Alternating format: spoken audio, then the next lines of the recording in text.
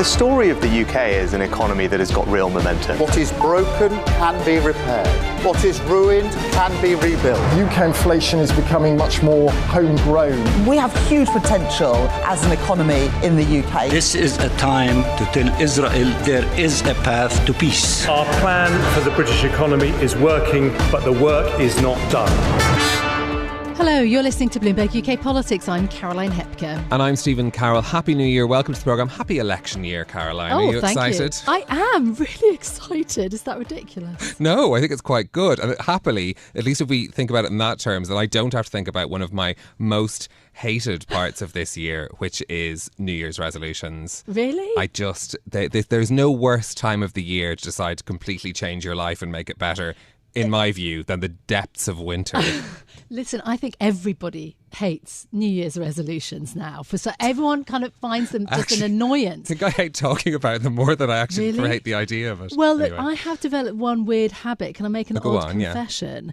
Which is that this is like the only time of year that I peak at my pension. Oh, that's quite productive. It is. I can only face it once a year. Okay. So basically, if the pension pot has grown, I can give myself a nice pat on the back at the start of the year. But not buy yourself something. Yeah, no. Exactly. And think how sensible I am. I know that sounds awful. Also, though, if the pension pot is smaller than I had expected, it just means that I get a kick up the backside to work a bit harder in the year ahead. That's very interesting. Of course, we're thinking about this in the context of the New Year's speeches that were made both by Rishi Sunak and by Keir Starmer as well. Let's take a listen to some of Rishi Sunak's, who made his New Year's resolution very upbeat.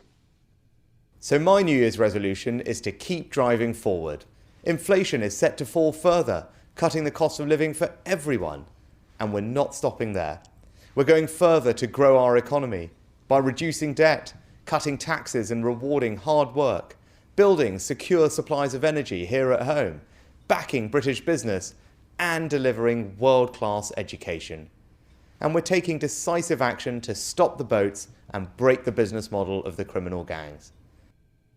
So that was Rishi Sunak. Yes, sounding very positive. This was just the New Year's message. So we actually get the full kind of New Year's speech, politically laying out the groundwork for the year ahead. Yes, stay tuned. Later in the week. This was just a kind of a little taster, I suppose. I mean, it does feel a little bit like we're at the start of the week and we have the same cycle, the same news cycle that we had at the end of last year, because all the headlines are about immigration, about what the government intends to do, everything that we were talking about before Christmas. I mean, we'll have more on the immigration story in and of itself with Stuart Biggs a bit later on in the programme.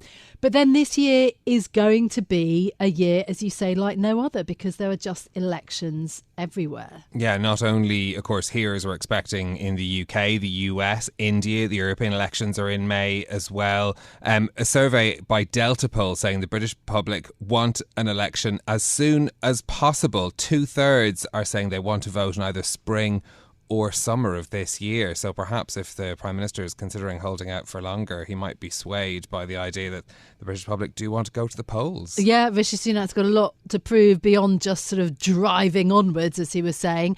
And this year it's also really about, I suppose, how much of a political tactician he's going to show himself to be, as opposed to kind of quite managerial with the 5 pledges. Yeah, well, speaking of managers, Keir Starmer seems to have settled on a winning format for his New Year's message.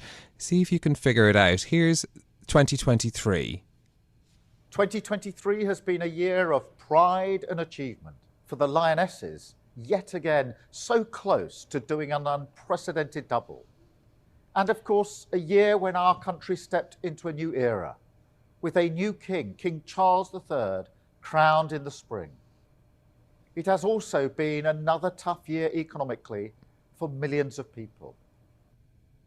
So that's this year's New Year's message. Let's go back in time to a year previously. I'd like to wish you a happy new year.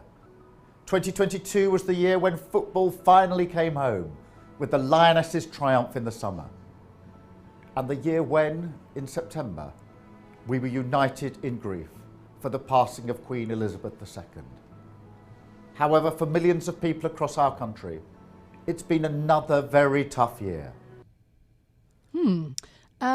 And then what about 2021 then? For those of you playing along at home, have a listen to Keir Starmer.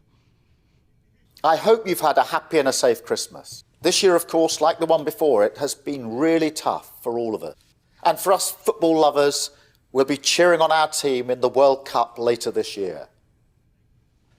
Well, look, I mean, Keir Starmer has obviously decided that he's got a note to strike. I mean, he is a football fan, so yes. Good for him. There is an authenticity in that as well. Well, football, finance and monarchy, that's it. Yeah. Three years in a row. Staples of British society, surely. Yeah, winning format. But a big testing year for him as well. I mean, his New Year's message is I suppose, mainly probably going to be vote for me, in the hopes that the polls will bear true and that he will manage to go into an election and fight one with the results that people are saying now in opinion polls they want. Yeah, absolutely. And look, voters do like consistency, so that's sort of perhaps a good thing. On the other hand, they also do seem to want to know more. I mean, just look at the leader column in the Times today, which says that Keir Starmer, quote, owes the voters greater candour. So perhaps, yeah, everybody's going to be put to the test in a potential general election year. Yeah, look, I'm going to be looking forward to getting the details of some of those big policy speeches that are coming later in the week as well. I spent many years covering French politics, and I always actually really liked this time of year because there's a New Year's Eve address,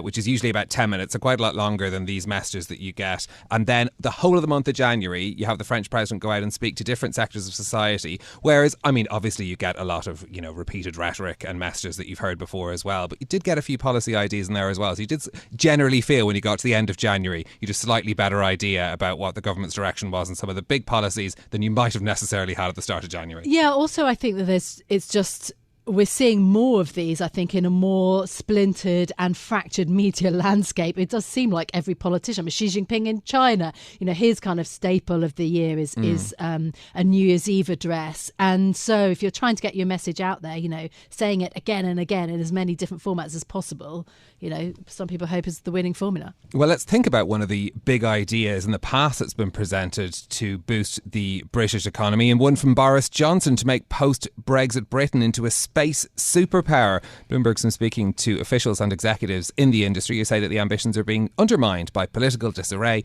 and weak investment. Let's bring in our tech reporter Tom Seal for more. Tom, great to have you with us.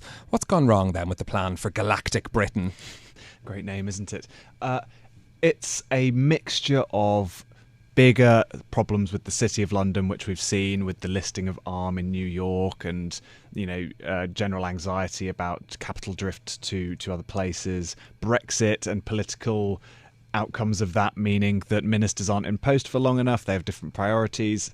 So I think with this, a key example here is that Boris Johnson loved space. He loved the idea of a sort of monument to himself in space, according to his advisor Dominic Cummings. Then Liz Truss had no time for it. She scrapped half of his work. Sunak's had to bring it back. It's this chopping and changing, which is no good for industry, which needs, it's very complicated, needs a lot of cooperation, needs long-term planning. Okay, but it's not just about politics, is it? I mean, you mentioned the cash, the money, the funding. Absolutely. Space is really expensive, and the only name in space, as far as most people are concerned, is Elon Musk. You look at SpaceX, we've reported it's one of the most valuable private companies in the world, 180 billion perhaps. Meanwhile, the only other active rival to that, the UK has a stake in it. It's a company called OneWeb. It's now a diluted stake because a French company has effectively, merged with it. They say merger, but it's headquartered in Paris. It's got a French chief executive, and that's worth 2 billion euros at the moment. So that kind of access to deep-pocketed US long-sighted optimistic investors is also lacking for sure. What's the potential here? What could this industry provide to a prosperous post-Brexit Britain?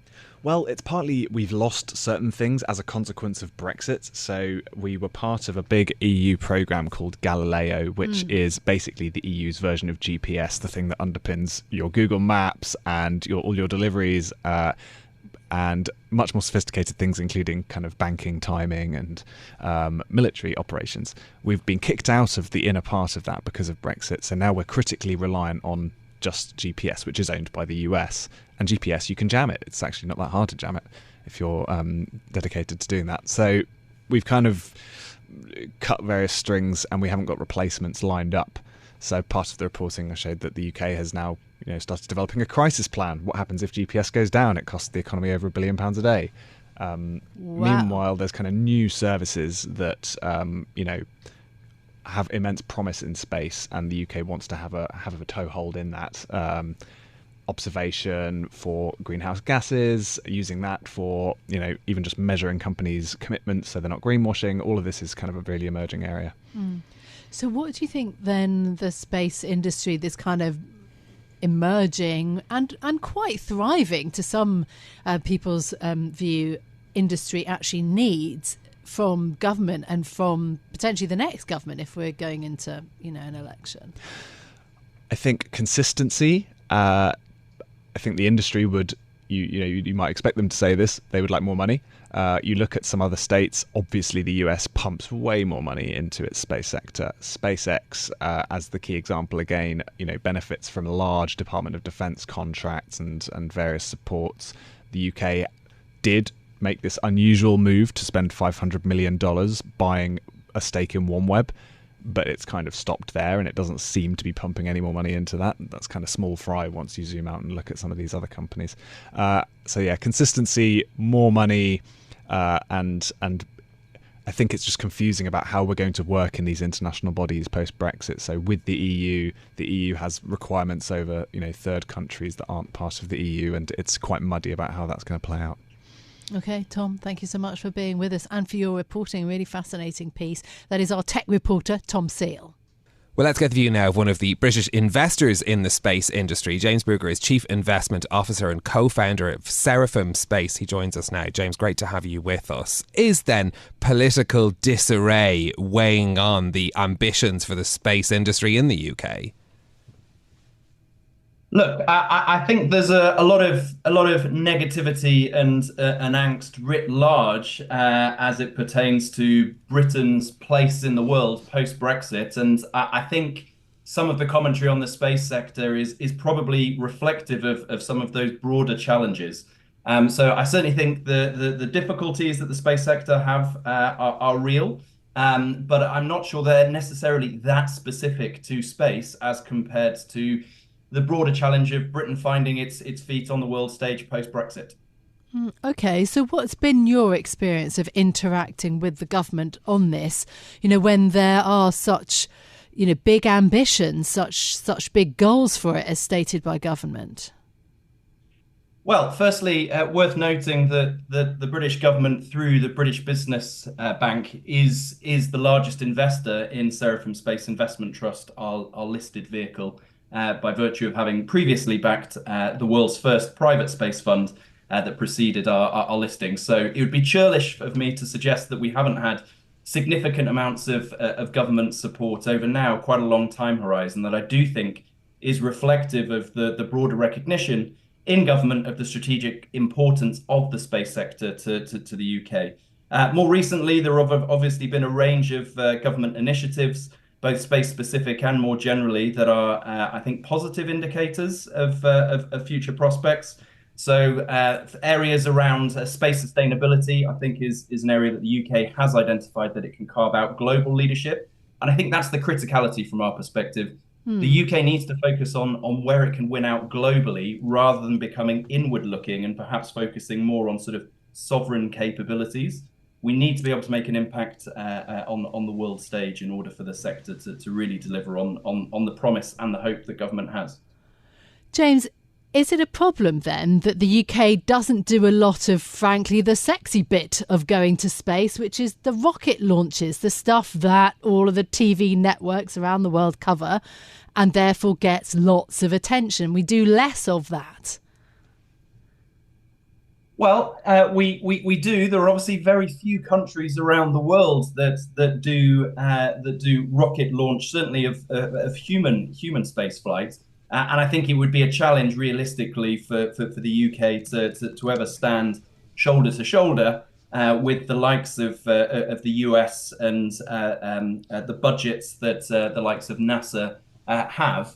So I don't know how I feel about that, frankly. I think it's an exciting development for space launch from UK soil to be a realistic prospect in the near term. How sizable can that become?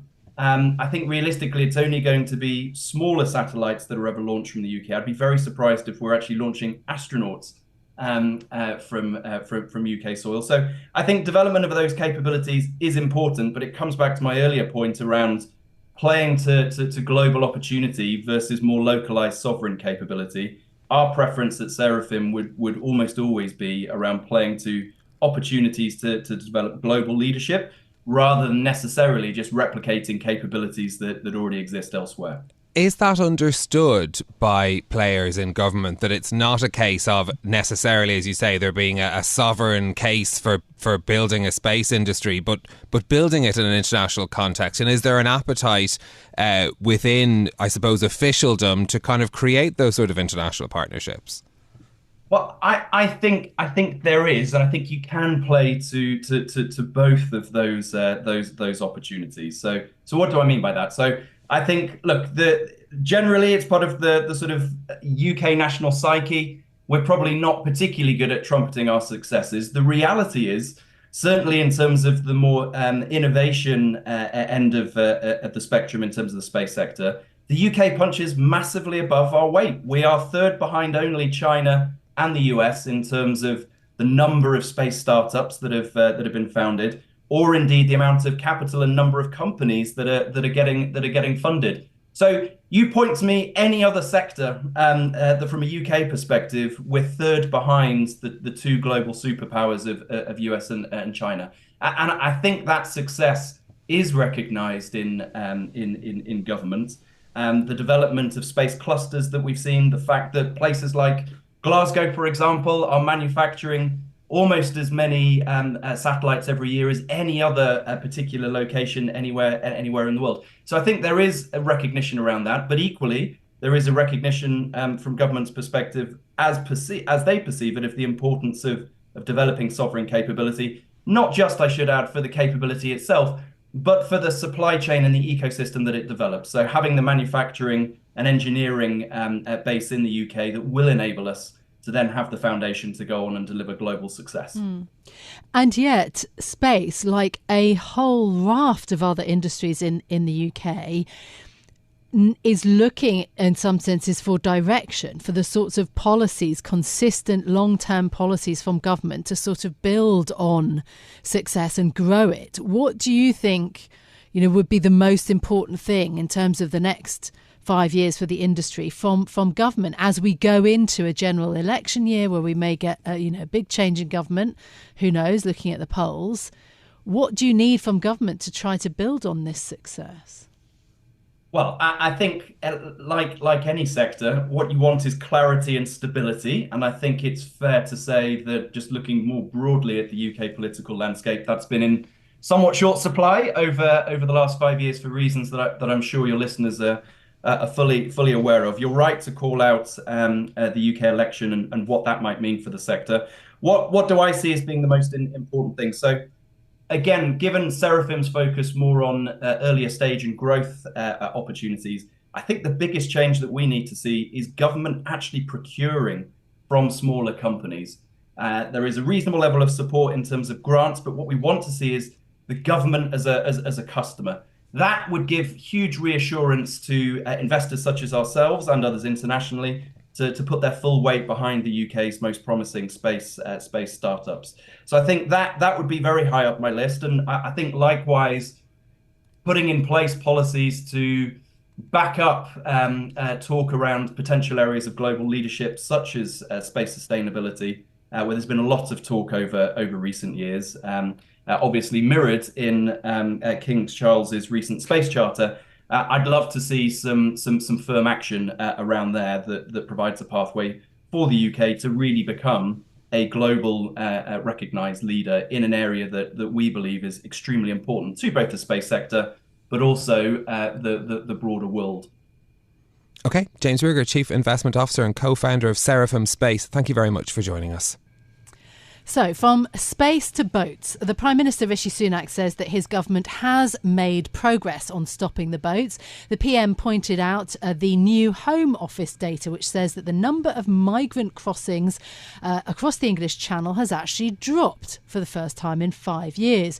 Critics, though, including some of his own MPs, are disputing those figures. So, joining us now to pass the data is our UK government editor, Stuart Biggs. Happy New Year, Stuart. And the statistics causing quite a stir in Westminster.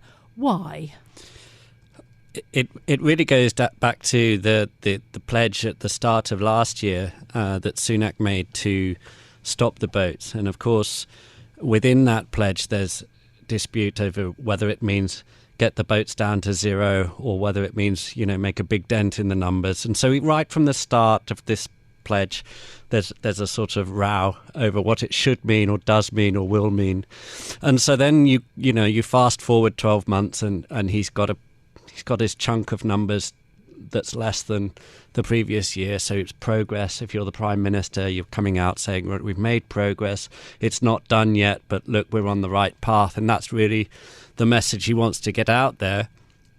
But there's all sorts of ways to show how it's not all is not quite as it seems, and one of them is the dispute over the weather and whether the number of crossings that were doable last year was less, and so that this is the idea that the weather was worse in towards the end of the year, and as a result, there fewer boats made the crossings, which sort of helped the Prime Minister on his way to being able to claim that crossings were down, although they were down, but to explain it. They were actually down, and the reasons why are important, and that there'll be a dispute over, who gets to claim the credit, and that's what it's about. And yeah. But the other aspect of this is that migration experts make is that last year, they did a returns deal with Albania that is regarded as being a big deterrent from a large percentage of the people making the crossings, and of course but the returns deal is a one-off gain, and so you from the Prime Minister's perspective. So therefore, the question is, how do you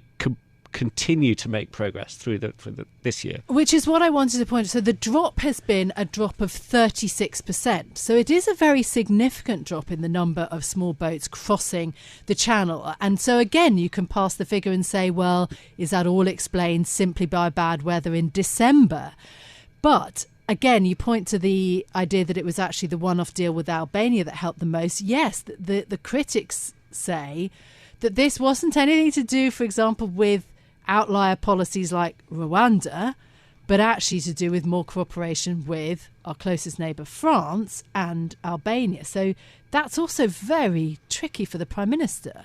And it's not where he wants the argument to be, or the discussion to be. The idea that there's a certain sort of political push from Downing Street and from the government to sort of make this about Rwanda gains, hardline policy, blocking, stopping, being tough, and that argument is not suited to the evidence of cooperation, reaching deals, working with allies, and that's that may be the reason why, or it looks to be a major reason why he's making progress, but it's not where he wants the discussion and the narrative to be. And so there's all sorts of ways where this release that we've had overnight doesn't work precisely in the way that he'd like, even though it's from his perspective, it's a positive release.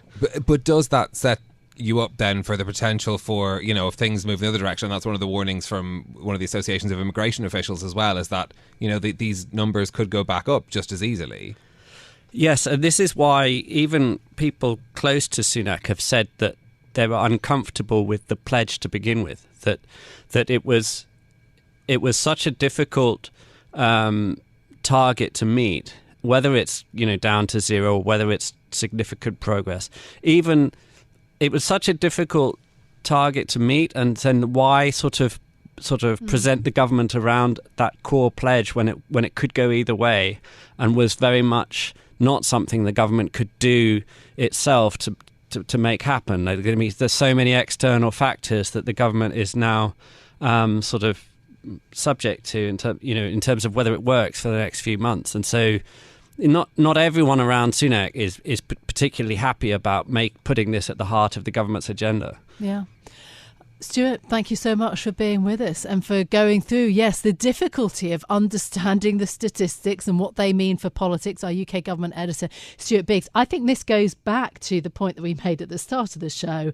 The challenge is really for the Prime Minister as politician versus manager in some ways. And that's where the statistics and how you set the goalposts is so very, very difficult in this political environment.